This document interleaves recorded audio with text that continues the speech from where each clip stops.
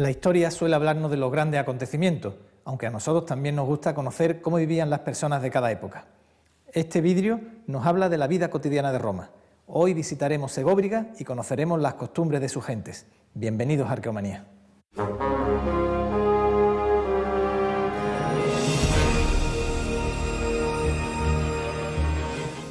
Si nos asomamos a cualquier calle o plaza de España una tarde con buen tiempo, observamos el bullicio de las terrazas o el ajetreo de los centros de negocios.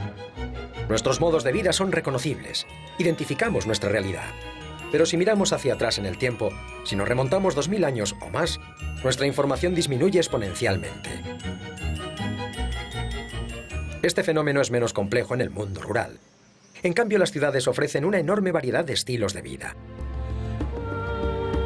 ¿Cómo fue la vida cotidiana para un comerciante de minerales en la ciudad de Segóbriga?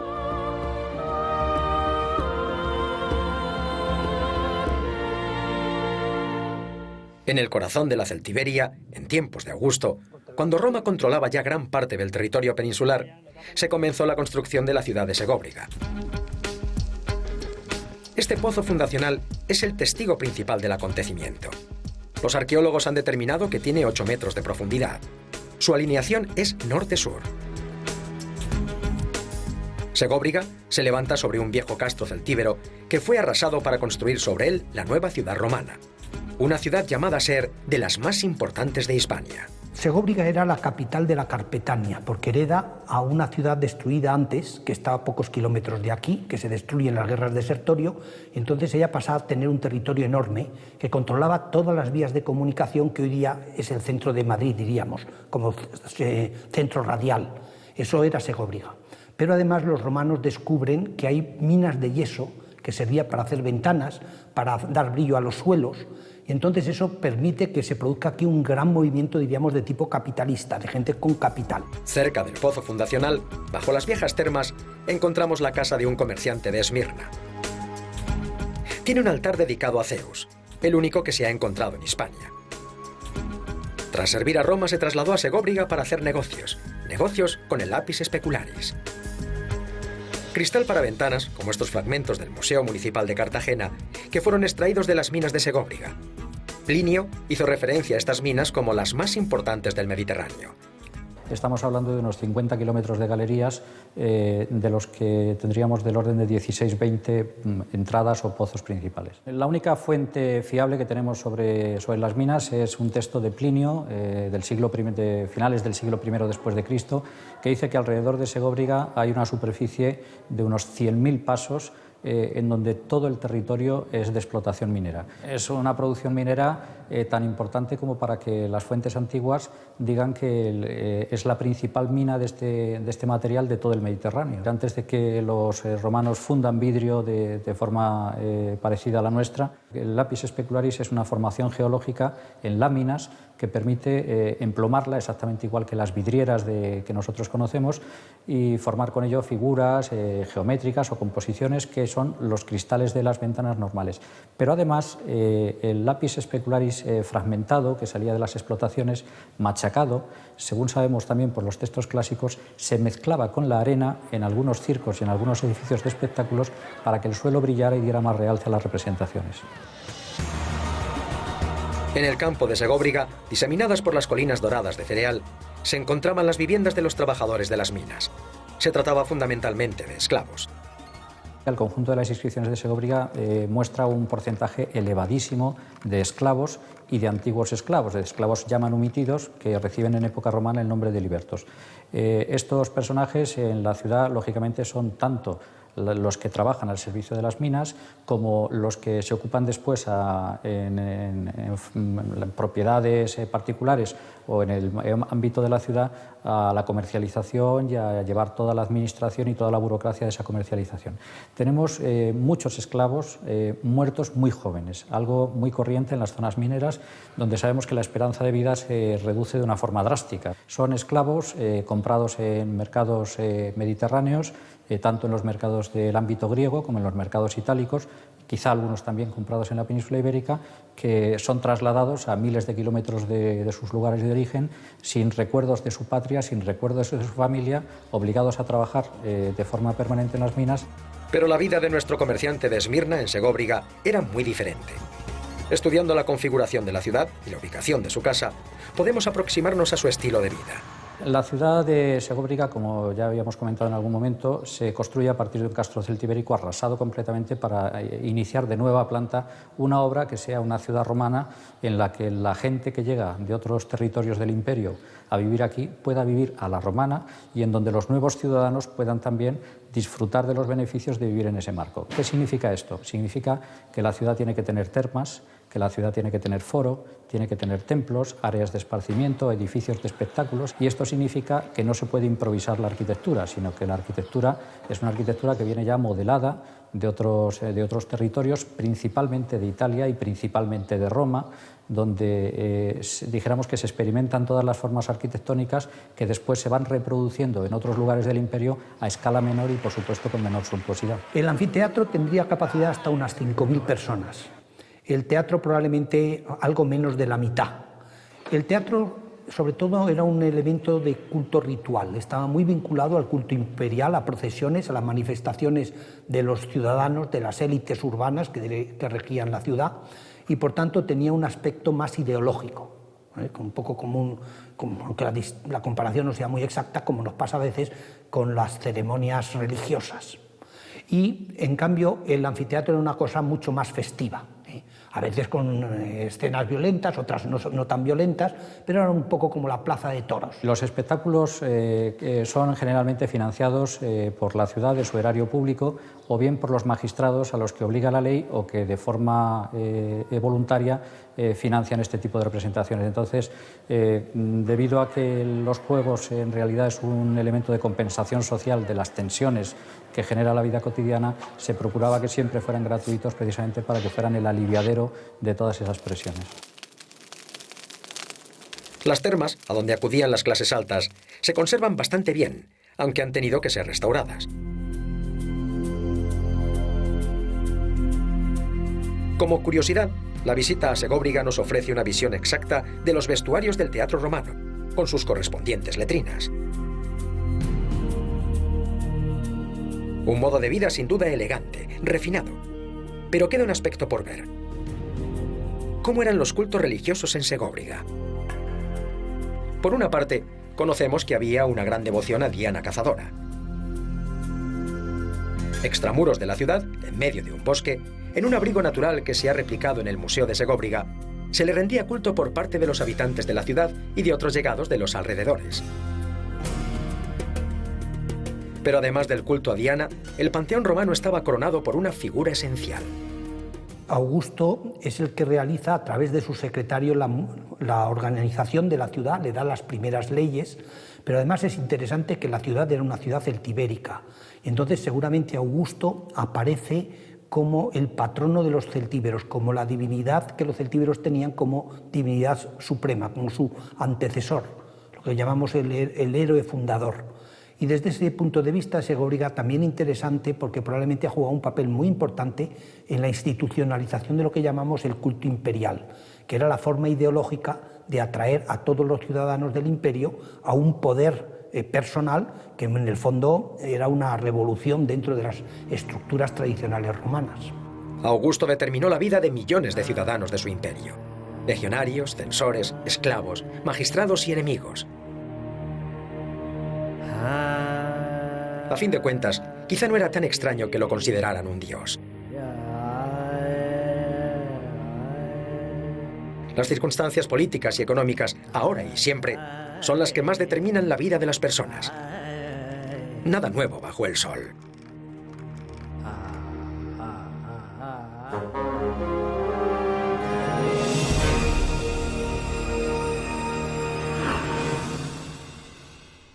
Bueno, pues en mi caso en realidad es casual. Yo me metí a estudiar estas cosas por curiosidad. Y de la curiosidad, que supongo que es lo que subyace también a la investigación, pues nació un interés, si se quiere, más justificado y al final una profesión.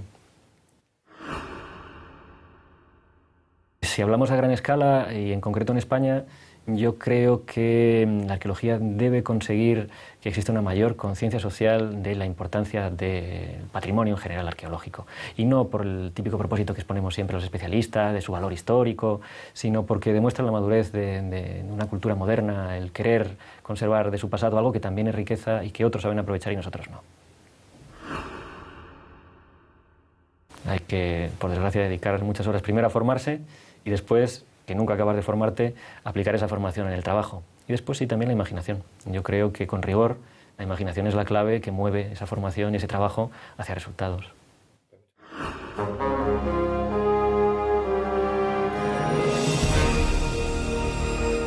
Hace unos 15.000 años, un artista del Paleolítico ascendió a esa cavidad donde dibujó una cierva. En su camino observó con respeto unas manos representadas sobre la pared.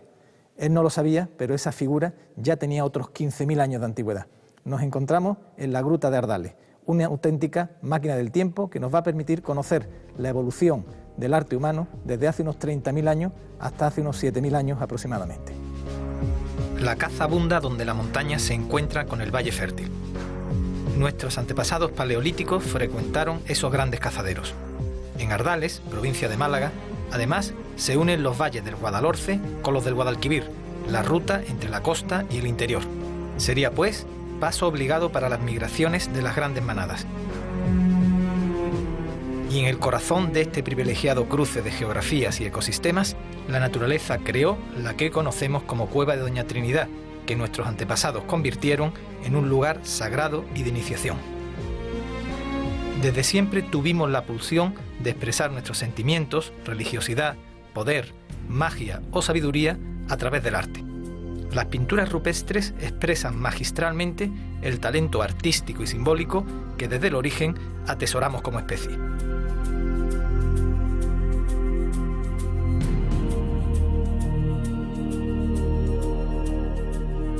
La Cueva de Ardales alberga más de 1.200 motivos entre grabados y pinturas, lo que la hace de las más hermosas e interesantes de todo el sur peninsular. Además de esta espectacular riqueza artística, la cueva destaca por su belleza natural, con sus grandes salones, sus estalactitas imposibles y su singular juego de brillos y reflejos que nos asombran y emocionan. Existe un lenguaje más o menos común para las pinturas rupestres, reconociéndose 4 temas principales, tal como nos explica Pedro Cantalejo, investigador de la cueva. El tema más minoritario es precisamente el de las manos. Después hay un tema también minoritario o raro, que es el de las figuras humanas, donde hay un porcentaje altísimo de mujeres y un porcentaje mínimo de representaciones humanas masculinas, pero un porcentaje que puede ser el 90% de mujeres representadas contra un 10% de hombres. Y después están los 2 grandes bloques que conforman el arte rupestre paleolítico: las figuras de animales, es decir, las representaciones de fauna, y las representaciones de signos, son meramente representaciones simbólicas.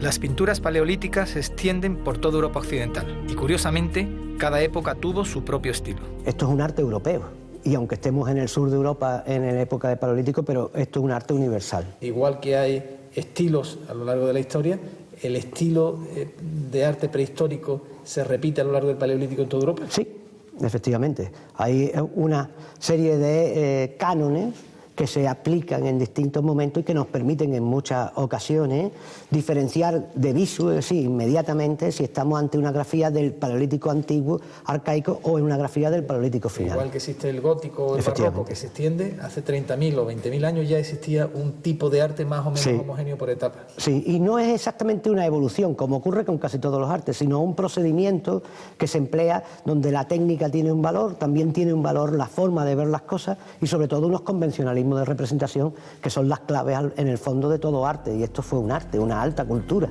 Las figuras más emblemáticas de la cueva son las manos en negativo. La miramos y sabemos que quiere indicarnos algo. Una señal de posesión, un elemento mágico, una advertencia. En una mano izquierda está aerografiada, es decir, se sopló pintura, en este caso dióxido de manganeso. Se hicieron 3 pulverizaciones y como característica singular, las manos de Ardales tienen plegado el dedo índice y el meñique. O sea, cada gruta tenía un signo, ¿no? Las manos se pintaban de una forma distinta. Aparentemente sí, es decir, es lo que demuestra el estudio de las escasas manos que hay representadas en el Paleolítico de Europa. Son una treintena de cuevas con manos en toda Europa, ¿eh? Lo mismo que los animales están representados en la naturaleza por sus pisadas, es decir, por las huellas de sus extremidades. Yo creo que la mano fue precisamente el símbolo principal del humano. ¿Qué antigüedad tiene esta pintura? Más de 27.000 años. Pedro, los dedos parecen cortados. ¿Por qué no salen los dedos completos de la mano? Bueno, de hecho, hace casi 60, 70 años los investigadores creían que eran manos mutiladas. Llegaron a hacer auténticas hipótesis sobre el tema de las manos mutiladas y demás. Pero hoy en día sabemos que no, que son gestos hechos expresamente, además en cada cueva el suyo, como hemos dicho antes. Este mundo simbólico de plegar los dedos, de hacer con los dedos, en la cueva de Ardales, por ejemplo, se nota muy bien cómo hay fallos y entonces arrugan los dedos de una manera u otra y sabemos que no eran manos mutiladas, sino que son gestos expresamente diseñados, ¿no? De tal manera que yo creo que esto condicionaba, seguramente porque el gesto los representaba. Con lo cual, un posible visitante a la cueva entendería la señal que le lanzaba la mano y lo identificaría a un grupo humano o a una época. Claro, yo estoy completamente seguro que o bien hacia la banda o bien hacia el territorio. Para el dibujo de estas manos fue necesaria una especial maestría en la técnica utilizada. Pedro, ¿con qué técnica se pintó la mano? Pues a pie de una de las manos aparecieron dos huesos finos que sirvieron de pulverizadores, de herramienta para realizarlo. Nosotros hemos hecho la experimentación muchas veces de cómo se hizo la mano, porque hubo 3 disparos, tres pulverizaciones, y solamente empleando el efecto Venturi con un recipiente que probablemente fue como este, un recipiente natural que se ha digregado, pero los huesos sí que están conservados y en el Museo de Ardales, y la técnica es muy sencilla. Uno de los pulverizadores, el más pequeño, uno de los tubos se mete recto y el segundo directamente se sopla. Para dibujar y recorrer las cavernas resultaba del todo imprescindible disponer de una buena iluminación. Para explorar la cueva nos hace falta una lámpara.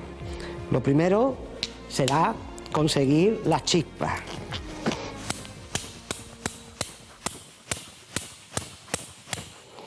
Después, lógicamente, un combustible. Ese combustible se ha creído que era grasa de animal, pero estamos comprobando que es mucho más útil para la espeleología, es decir, para la progresión dentro de las cuevas, emplear cera de abeja. Y entonces de una colmena, con pelo o con lana, se carga la lámpara.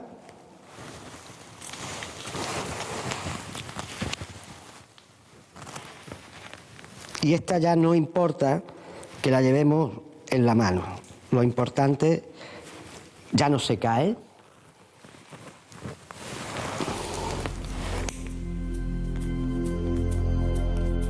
E iluminados por estas lámparas de cera, los artistas grababan o pintaban sus mensajes en forma de animales, signos o personas. La trémula luz de la lámpara de cera resaltaba el relieve de unos grabados que causaron asombro y temor a los que lo observaron hace miles de años durante su liturgia de iniciación. Las paredes de esta cueva están llenas de imágenes y muchas veces intencionalmente se situaron en hornacinas naturales, pues como estas que hay aquí, que van cubriendo una serie de frisos, un friso corrido, y en ellas se situaron imágenes, sobre todo de fauna, en el interior de cada uno de esos frisos, como ocurre aquí. Uno de los animales que está metido dentro en estas hornacinas es una cabra montés, que está ocupando este sector. Se diseñó con una pintura amarilla, un ocre, y está representada entera mirando a la izquierda. Aquí viene la cornamenta, la cabeza, el cuerpo viene aquí delante, la espalda completa llega hasta el rabo, la pata trasera y el vientre, las 2 patas delanteras ahí.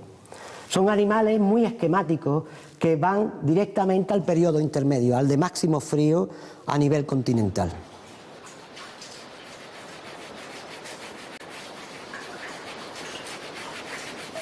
Otras figuras paleolíticas están escondidas porque son grabados y solo cuando aplicamos una luz rasante aparecen realmente saliendo de la pared, como ocurre con esta cierva que tenemos aquí, con un grabado muy fino hecho a punta de un buric de sílex que baja. Estas figuras, junto con otras muchas de aquí, pertenecen también a ese segundo ciclo que corresponde con la época más fría y que estaríamos hablando aproximadamente de unos 20.000 años de antigüedad. Adentrarnos en la cueva de Doña Trinidad supone sumergirnos en las profundas aguas de los océanos del tiempo. Durante más de 20.000 años fue utilizada por nuestros antepasados, que supieron respetar escrupulosamente los signos de sus ancestros remotos. Ciervos, caballos y toros hace 15.000 años, manos hace casi 30.000. ¿Quién sabe cuántos secretos aún custodia la oscuridad de esta catedral singular, hermosa y solemne en su liturgia ancestral?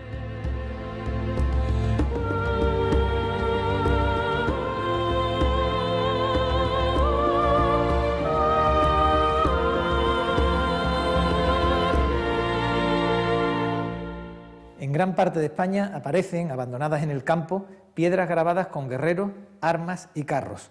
Nos despedimos hoy descubriendo los secretos de estas misteriosas estelas. Y no olviden que en nuestro próximo programa continuaremos contándoles lo que ocurrió hace mucho, mucho tiempo.